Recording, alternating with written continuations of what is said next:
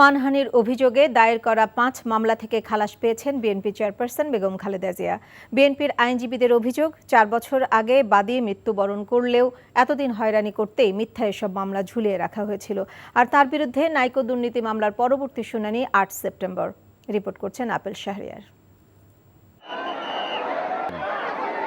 ২০১৬ সালের ৬ জানুয়ারি সাবেক প্রধানমন্ত্রী খালেদা জিয়ার বিরুদ্ধে মুক্তিযুদ্ধে শহীদদের সংখ্যা, শহীদ বুদ্ধিজীবীদের নিয়ে মন্তব্যের জেরে মানহানি মামলা করেন এবি সিদ্দিক নামে এক ব্যক্তি। এরপর বিএনপি চেয়ারপারসনের বিরুদ্ধে আরও ৩টি মানহানি মামলা করেন একই ব্যক্তি।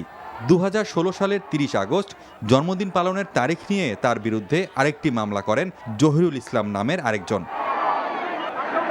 মঙ্গলবার ঢাকা মহানগর হাকিম আদালতে ৫ মামলায় খালেদা জিয়ার খালাস চেয়ে আবেদন করেন আইনজীবীরা।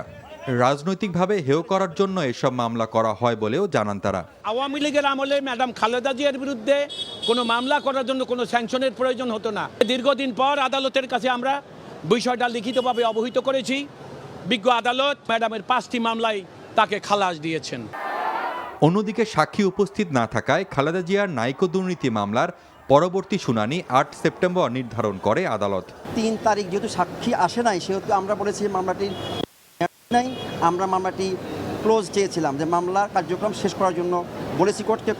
১/১১ ফখরুদ্দিন মঈনুদ্দিন ও বিগত আওয়ামী লীগ সরকারের আমলে বিএনপি চেয়ারপারসন খালেদা জিয়ার বিরুদ্ধে মিথ্যা ও হয়রানিমূলক মামলা করা হয় বলে জানান তার আইনজীবীরা। Apple Shahriar, NTV news, Dhaka.